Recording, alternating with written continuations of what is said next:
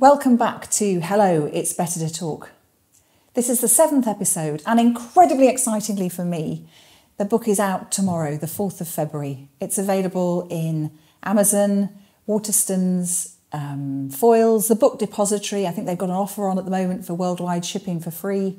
I'd love you to buy it, but I want to tell you a little bit more about why I wrote it and then read an extract from the beginning of the book.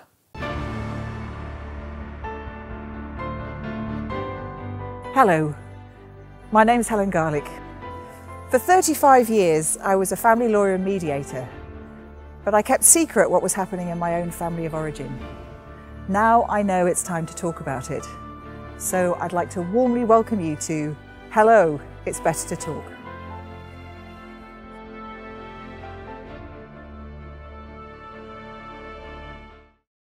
So back in 1981, after my brother David died, I knew that his death, I became aware that his death was not an accident, as my father had said. And he hadn't been murdered, as my father also thought might have happened, but in fact he'd taken his own life. That was his choice. When my parents said that it was an accident, it felt to me as if they were taking away David's choice. And I wanted to find out more about what had really happened, and tell his story as well as my own story.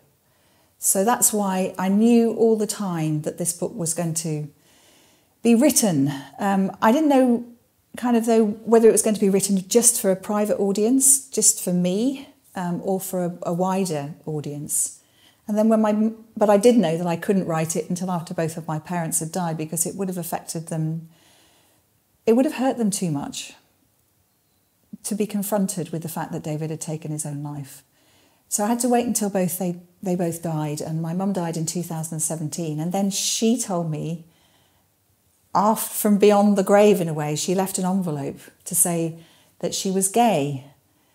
And so there were these two secrets that I had to write about, and I wrote about both of them in the book in the end.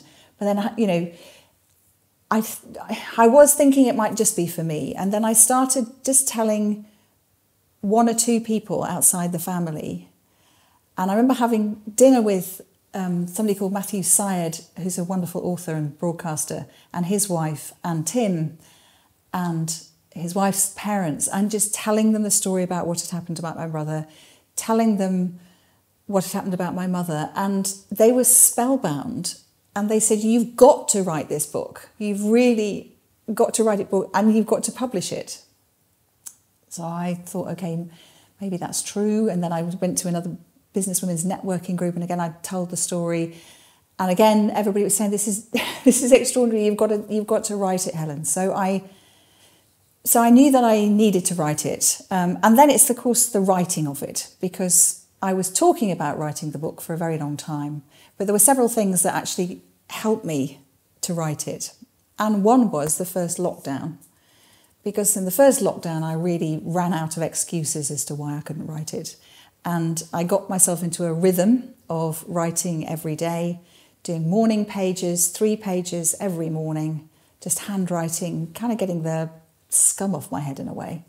And then trying to write at least 1,000 words a day. I used to try and write Stephen King's 2,000 words a day, but I always used to fail, and I don't like failing. So I aim for 1,000 to 1,500 words a day.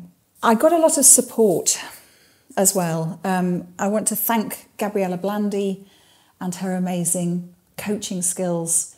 And I can remember, I used to talk about writing this book so much, and I remember Gabriella was saying to me one day, have you actually written this book yet, Helen? And I said, well, I've written sort of a bit of a structure, and I've written this, and I've written thousands of words about my mum in a care home. And then she looked at me and said, Helen, if there's no book, there's no book. And I was stupid enough to say, what do you mean by that? I mean, I just was kind of in denial that I had to get down and write it. But anyway, so I had support. There was lockdown. I just felt as well that all the things that I'd tried in my life to deal with the problems that I had, including drinking. I wasn't a heavy drinker, at least a lot of the time I wasn't a heavy drinker, but you need to talk about this stuff. You need to get it out. And I was finding that when I talked about it, it helped other people to unlock secrets within themselves as well. So I mentioned it to the dentist when you're kind of lying back going like that. And then he told me a story about his grandfather. And he said, when I was a little boy, the thing that they used to say about my grandfather was, well, he had a bike. And he said, I never got to know what that meant until I was much older.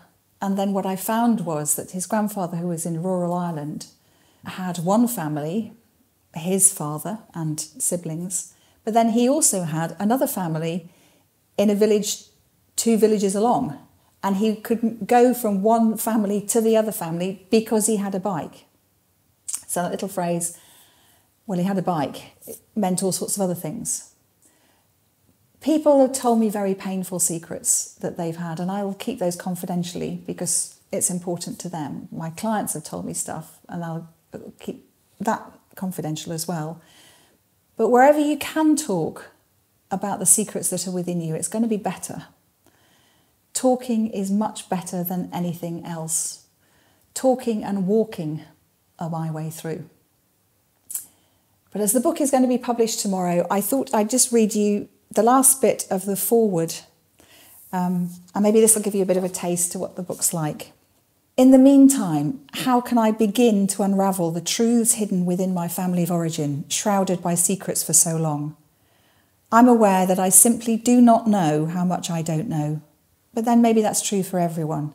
In childhood, normal is whatever normally happens.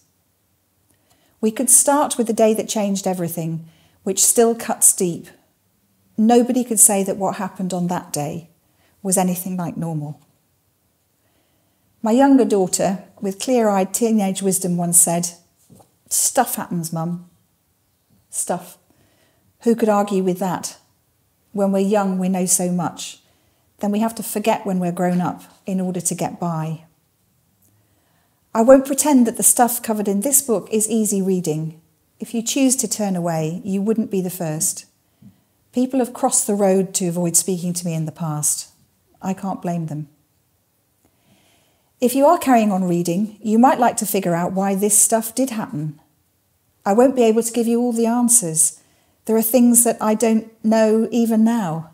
My family begat more questions than answers. I would hazard a guess that you will identify more of the causes than I have, even though I've spent nearly 40 years puzzling it out. I'm writing this book now to keep a promise I made to myself back in 1981. The most important promises are those you make inside.